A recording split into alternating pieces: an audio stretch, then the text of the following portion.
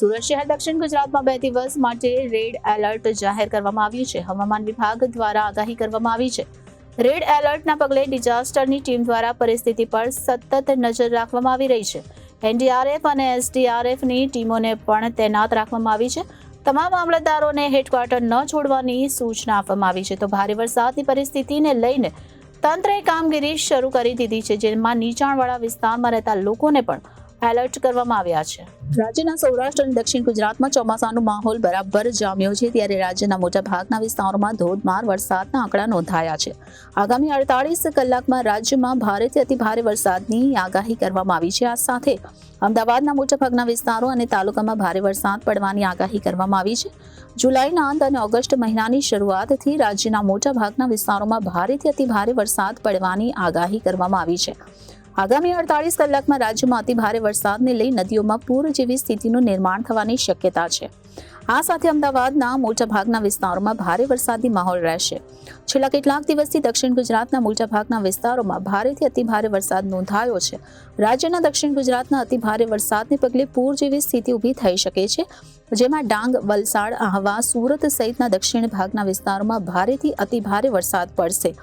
રાજ્યમાં વરસાદી માહોલ જામ્યો છે, ત્યારે સૌરાષ્ટ્રના કેટલાક વિસ્તારોમાં ભારે વરસાદ પડવાની આગાહી કરવામાં આવી છે, જેમાં સુરેન્દ્રનગર, ભાવનગર, બોટાદ, રાજકોટ, હળવદ, ધાંગધ્રા, થાન, ચોટીલા, લીંબડી સહિતના વિસ્તારોમાં ભારે વરસાદી માહોલ રહેશે. લોકોને તેમજ વહીવટી તંત્રને પણ સતર્ક રહેવા માટે હવામાન વિભાગ દ્વારા જણાવવામાં આવ્યું છે. ત્યાં હવામાન વિભાગ દ્વારા આજથી 21 જુલાઈ સુધી રાજ્યમાં સાર્વત્રિક વરસાદની આગાહી કરવામાં આવી છે, જેમાં આજે અને આવતીકાલે વિવિધ જિલ્લાઓમાં અતિભારે વરસાદ વરસી શકે છે. એમાં ખાસ કરીને દક્ષિણ ગુજરાતના ભાગોમાં અત્યંત ભારે વરસાદની સાથે રેડ એલર્ટ જાહેર કરવામાં આવ્યું છે, જ્યારે સૌરાષ્ટ્ર સહિતના વિસ્તારોમાં અતિભારે વરસાદ સાથે આગાહી કરવામાં આવી છે. બાકીના તમામ જિલ્લાઓમાં ભારે વરસાદની સાથે યલો એલર્ટ જાહેર કરવામાં આવ્યું છે. દક્ષિણ ગુજરાતના ભાગોમાં અત્યંત ભારે વરસાદની સાથે ભારે પવન ફૂંકાવાની શક્યતાને પગલે 2 દિવસ માટે માછીમારોને દરિયો ન ખેડવા સૂચના આપવામાં આવી છે. આમ હવામાન વિભાગ દ્વારા આગાહી કરવામાં આવી છે, જેમાં ભારે વરસાદની પરિસ્થિતિને લઈને તંત્રએ પણ કામગીરી શરૂ કરી છે. તો રેડ એલર્ટના પગલે ડિઝાસ્ટરની ટીમ દ્વારા પરિસ્થિતિ પર સતત નજર રાખવામાં આવી રહી છે. એનડીઆરએફ અને એસડીઆરએફની ટીમોને પણ તૈનાત રાખવામાં આવી છે. તમામ મામલતદારોને હેડક્વાર્ટર ન છોડવાની સૂચના આપવામાં આવી છે. તો સુરત શહેર દક્ષિણ ગુજરાતમાં 2 દિવસ માટે રેડ એલર્ટ જાહેર કરવામાં આવ્યું છે, જેમાં ભારે વરસાદની પરિસ્થિતિને લઈ તંત્રએ કામગીરી શરૂ કરી દીધી છે, જેમાં નીચાણવાળા વિસ્તારમાં રહેતા લોકોને પણ એલર્ટ કરવામાં આવ્યા છે. અત્યારે કાર્યરત છું. મેડમ, જે આગાહી છે રેડ એલર્ટ અને યલો એલર્ટ દક્ષિણ ગુજરાતમાં કઈ રીતે તકેદારી? સુરત જિલ્લાની અંદર આપણી પાસે એક એનડીઆરએફની ટીમ છે અને એસડીઆરએફની ટીમ પણ તૈનાત છે. સુરત જિલ્લામાં ગ્રામ્ય લેવલે આવેલા 9 તાલુકાઓ અને સુરત સિટીના 5 તાલુકાઓ મળી દરેક જગ્યા પર આપણી ટીમને એલર્ટ કરવામાં આવી છે.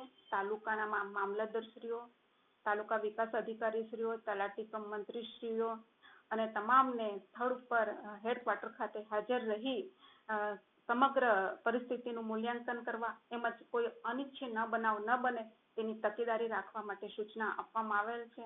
તેમજ જો કંઈક વધારે આપત્તિ જણાય તેના માટે ડિઝાસ્ટર કંટ્રોલ રૂમ સુરત ખાતે પણ કાર્યરત છે 24 કલાક, અને જે કંઈ પરિસ્થિતિ હોય તેને પહોંચી વળવા માટે ટીમ તૈનાત છે. હાલ વરસાદની પરિસ્થિતિને કોઈ જગ્યાએ પાણી ભરાવાના કેસ કેવું? ઉમરપાડામાં આજના દિવસે સવારે 6 વાગ્યાથી લઈને 2 વાગ્યા સુધી 354 mm વરસાદ થયો છે, જેના કારણે ઘણા રસ્તાઓ બંધ થયા હતા, પણ હાલના રિપોર્ટ જોતા એ રસ્તાઓ ચાલુ થયેલા છે અને બપોરે 12 વાગ્યાથી 2 વાગ્યા સુધીનો વરસાદ 0 mm નોંધાયેલો છે, એટલે વરસાદ પણ હાલ કાબુ હેઠળ છે. અને આપણી એક એસડીઆરએફની ટીમ પણ ઉમરપાડા ખાતે તૈનાત કરવામાં આવેલી છે, જેથી માંડવી અને ઉમરપાડા જેવા તાલુકામાં જો વધારે વરસાદ પડે તો પણ એને પહોંચી વળવા માટે આપણે અગાઉ આયોજન કરેલ છે. તમામને હેડક્વાર્ટર ખાતે હાજર રહેવા માટે સૂચનાઓ પણ આપવામાં આવેલ છે. શહેરીજનોને કઈ રીતે અપીલ કરશો? શહેરીજનોને અપીલ કરીશ કે જો વધારે વરસાદ આવે તો આપણો કંટ્રોલ રૂમ છે, એમની પર તમે કોન્ટેક્ટ કરી શકો છો અને આપણી ટીમ પણ તૈનાત છે આપની સેવામાં.